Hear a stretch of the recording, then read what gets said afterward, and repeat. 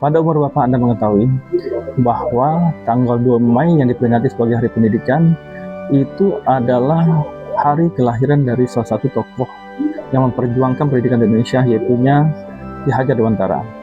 Jadi Ki Hajar Dewantara ini lahir pada tanggal 2 Mei tahun 1889 dan beliau dilahirkan dari keluarga bangsawan, sehingga pada zaman itu beliau bisa menikmati pendidikan seperti pada golongan bangsawan lainnya. Dan beliau tidak berhenti di situ. Kesempatan yang diberikan kepada beliau juga ingin seluruh rakyat Indonesia atau seluruh masyarakat yang ada pelasan itu bisa merasakan pendidikan. Jadi dia menanggalkan gelar bangsawannya hanya demi memperjuangkan agar masyarakat Indonesia mendapatkan pendidikan. Salah satu bentuk protesnya terhadap pemerintah Belanda pada waktu itu adalah waktu itu pemerintah Belanda meminta sumbangan kepada tokoh-tokoh pribumi untuk merayakan kemerdekaan Belanda di Indonesia. Beliau menulis salah satu tulisan, karena beliau juga berprofesi sebagai seorang wartawan, andai aku menjadi orang Belanda di sana, dan mengkritisi ini dengan keras bahwa tidak layak sebenarnya orang penjajah untuk merayakan kemerdekaannya dan meminta sumbangan kepada orang dijajah. Dan itu membuat beliau diasingkan.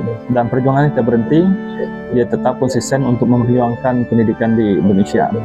Dan sebagai salah satu bentuk penghormatan pada masa pemerintahan Soekarno, dia diangkat menjadi Menteri Pengajaran atau Menteri Pendidikan Indonesia yang pertama.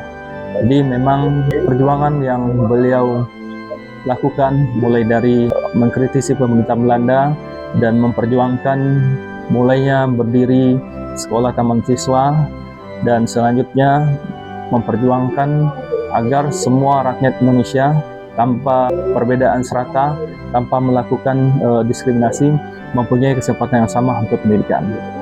Nah, pada saat itu memang pendidikan adalah suatu barang yang mahal dan langka. Tapi pada hari ini, semua orang mendapatkan akses yang sama untuk pendidikan. Tapi apakah kita pada hari ini sudah memanfaatkan akses itu dengan baik? Dan perjuangan seorang tokoh pendidikan itu seharusnya menjadi cerminan bagi tenaga pendidik kita pada hari ini, dan juga bagi kita sebagai orang tua, agar pendidikan ini memang digunakan untuk mencerdaskan kehidupan bangsa,